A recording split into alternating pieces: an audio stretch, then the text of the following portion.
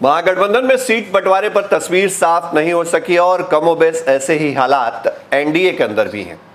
दोनों जगह पर कहीं ना कहीं जिच है, कहीं ना कहीं पेच फंसा हुआ है।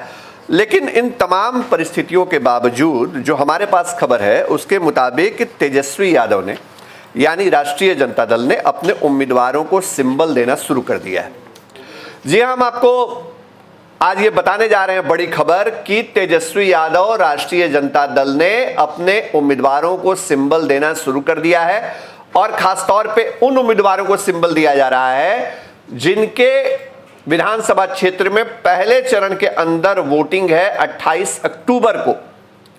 विधानसभा की 71 सीटों पर नामांकन की प्रक्रिया आज से शुरू हो गई है। कांग्रेस के नेता दिल्ली में बैठे हैं, उन्होंने कुछ हरी झंडी दी है अपने कैंडिडेट को, तो हरी झंडी कांग्रेस दे रही है और साथ ही साथ सिंबल राष्ट्रीय जनता दल दे रहा है।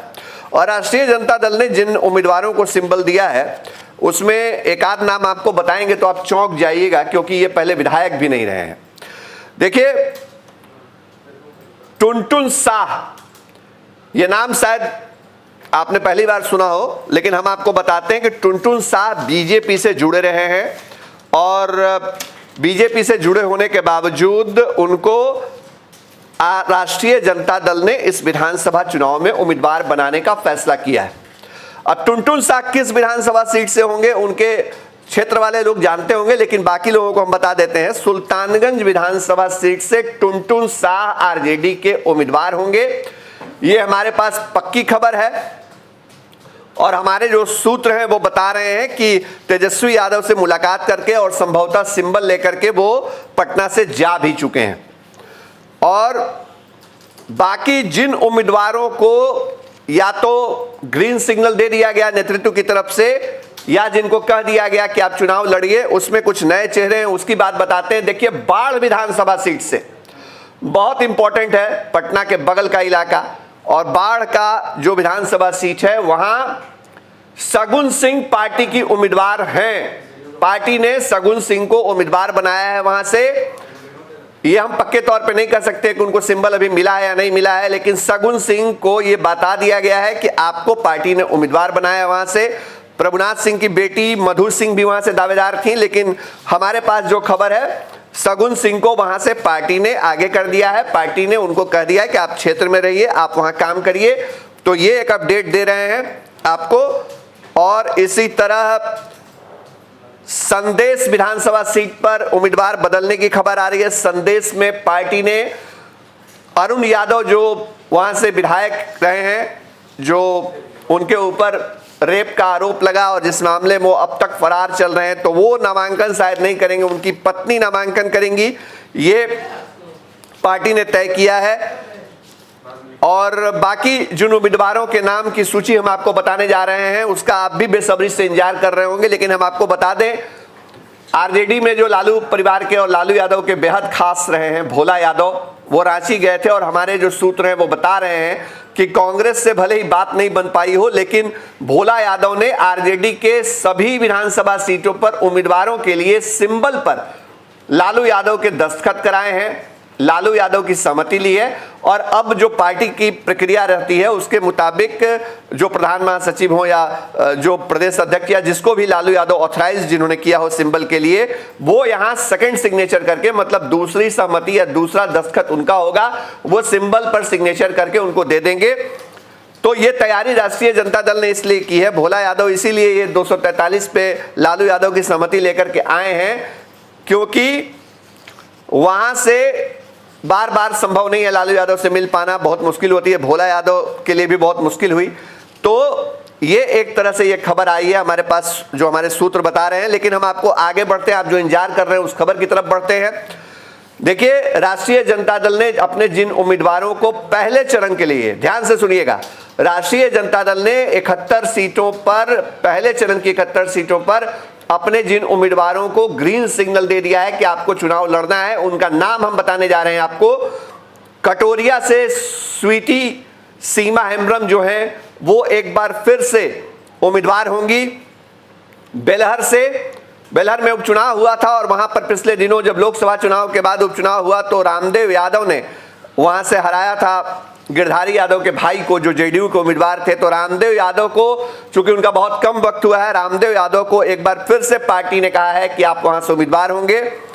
सूर्यगढ़ा सीट से प्रहलाद यादव, बहुत पुराने विधायक रहे हैं पार्टी के, सूर्यगढ़ा सीट से प्रहलाद यादव को उम्मीद है कि उनको एक बार फिर से कंफर्म कर दिया जाएगा। मसौढ़ी से रेखा देवी, आरा से अनवर आलम, जगदीशपुर से राम विशुन सिंह, शाहपुर से राहुल तिवारी जो शिवानंद तिवारी के बेटे हैं। पहली बार 2015 में शाहपुर सीट से उनको टिकट मिला और वो जीत करके आए। हालांकि उम्मीद उनको थी कि उनको शायद कैबिनेट में जगह मिलेगी, लेकिन नए विधायक होने के कारण उनको जगह नहीं मिली राहुल तिवारी को। राहुल तिवारी की सीट बहुत हाईटेक सीट होने वाली है, बहुत ही ज्यादा उस पर चर्चा होने वाली है, वो हम आगे बताएंगे अपनी खबर में आपको। शाहपुर क्यों खास बनने वाला है शाहपुर विधानसभा सीट। तो राहुल तिवारी जो है उनका टिकट कंफर्म कर दिया गया है। लालू परिवार के बेहद करीबी शंभू यादव एक बार फिर से बरहमपुर से उम्मीदवार होंगे पार्टी के, ये पार्टी ने तय कर लिया है। नोखा से अनीता देवी, जो आनंद मोहन वहां से थे, जिनकी मृत्यु हो गई थी पिछले विधानसभा चुनाव की ठीक पहले लालू यादव के साथ एक कार्यक्रम में शिरकत करते हुए, उनकी पत्नी अनीता देवी को पार्टी ने उम्मीदवार बनाया। वो जीती नोखा से, उन्होंने रामेश्वर चौरसिया को मात दी, जो बीजेपी के मजबूत नेता माने जाते हैं, नोखा से थे। उनको मात देकर के जब अनीता देवी पहुंची तो लालू यादव ने पहले तो अप्रत्याशित तौर पे 2015 में उनको टिकट दिया और उसके बाद एक और अप्रत्याशित कदम उठाते हुए अनीता देवी को मंत्री बनाया बिहार सरकार में, और वो पर्यटन विभाग की मंत्री रही जब तक महागठबंधन की सरकार अस्तित्व में रही बिहार के अंदर। तो उनको एक बार फिर से टिकट मिलेगा। काराकाट से संजय यादव का टिकट कंफर्म ही मानिए, क्योंकि अब माले और लेफ्ट जो है वो अलग टिकट चुनाव लड़ने का ऐलान कर चुका है। तो ऐसी स्थिति में यहाँ देखिए स्थिति ये थी कि अगर माले आरजेडी के साथ अलायंस में जाता या लेफ्ट विंग जाता तो यहाँ संजय यादव को मुश्किल हो सकती थी, लेकिन अब संजय यादव के लिए शायद राहत भरी खबर है, क्योंकि लेफ्ट ने अपने 30 उम्मीदवारों के नाम की सूची जो है वो जारी कर दी है। अरवल से पार्टी रविंद्र सिंह को उम्मीदवार बनाएगी। जहानाबाद में उपचुनाव हुआ था, वहां पूर्व विधायक रहे थे स्वर्गीय मुद्रिका सिंह यादव, उनके बेटे सुजय यादव ने चुनाव जीता और सुजय यादव एक बार फिर से पार्टी के उम्मीदवार होंगे। मखदूमपुर सीट पर जीतन राम मांझी को 2015 में मात देने वाले सूबेदार दास एक बार फिर से वहां उम्मीदवार होंगे। इसके अलावा ओबरा से वीरेंद्र कुमार सिन्हा उम्मीदवार होंगे। इमामगंज से, ध्यान से सुनिएगा, इमामगंज से उदय नारायण चौधरी को ग्रीन सिग्नल मिल चुका है कि उनको इमामगंज से मैदान में उतारा जाएगा। इमामगंज वो सीट है जहां पिछली दफे जीतन राम मांझी ने उदय नारायण चौधरी को हरा दिया था। उदय नारायण चौधरी उस वक्त जेडीयू में थे और महागठबंधन के पाले से उन्होंने चुनाव लड़ा था, लेकिन लगभग 30,000 से ज्यादा मतों से उनको जीतन राम मांझी ने मात दे दी थी। इस बार जीतन राम मांझी चुनाव नहीं लड़ने जा रहे हैं, उन्होंने खुद कहा है, और उनके जगह इस बार देखिए उम्मीदवार वहां से कौन होता है ये तो हम आपको बताएंगे बाद में, लेकिन उदय नारायण चौधरी राष्ट्रीय जनता दल से उम्मीदवार होंगे वहां पे, ये पक्की खबर है। बाराचट्टी से समता देवी, वही समता देवी जो पिछले दिनों गई थी लालू यादव से मिलने और उनको रांची में क्वारंटाइन कर दिया गया था, बहुत चर्चा में रही थी, उनका टिकट कंफर्म है।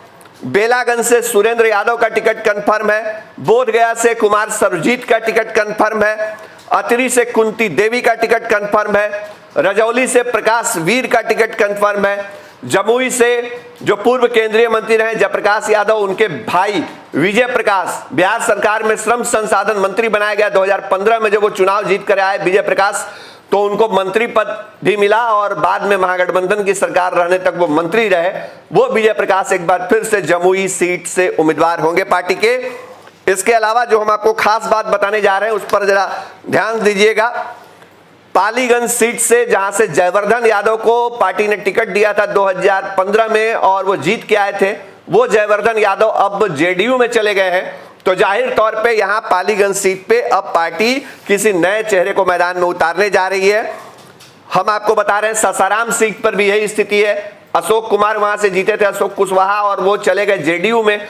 तो यहां भी पार्टी एक नया चेहरा उतारने जा रही है। बताया जा रहा है कि कोई बिजनेसमैन, यहां से जो कारोबारी तबके से आने वाले लोग हैं, वो यहां पर पार्टी के उम्मीदवार बन सकते हैं। और रामगढ़ सीट पर भी अभी स्पष्टता नहीं है।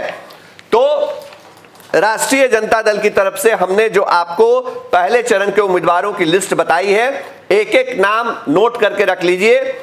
इसमें एक नाम जिसकी चर्चा हम अलग से करना चाहते हैं, देखिए मुंगेर से भी आरजेडी के विधायक है विजय कुमार विजय, लेकिन विजय कुमार विजय को लेकर के अब तक पार्टी यह फैसला नहीं कर सकी है, या पार्टी ने कोई ऐसा अंदर से हमारे सोर्स नहीं बता रहे हैं कि उनको लेकर के क्या पार्टी ने तय किया है। लेकिन बाकी सीटों पर जो हालात हैं, जो स्थिति है, परिस्थिति है, वो हमने आपको बताई है। हमने ये सिलसिला शुरू किया है आज की 71 विधानसभा सीटें जिसमें पहले चरण के अंदर वोटिंग होनी है, उन सीटों पर हम बिना आधिकारिक ऐलान के पार्टी ने जिनको अंदर अंदर तैयारी करने के लिए कह दिया, उन सबके बारे में आपको जानकारी दे रहे हैं। जिनको सिंबल मिल गया है उनके बारे में भी हमने आपको बताया है। हमारी खबर पर नजर रखिए, कोई खबर छूट न जाए, क्योंकि फर्स्ट बिहार यहां हर खबर सियासत के अंदर से लाता है। हमारे चैनल को लाइक करिए, सब्सक्राइब करिए और फॉलो करिए, और हाँ www.firstbihar.com को जरूर विजिट करिए। नमस्कार।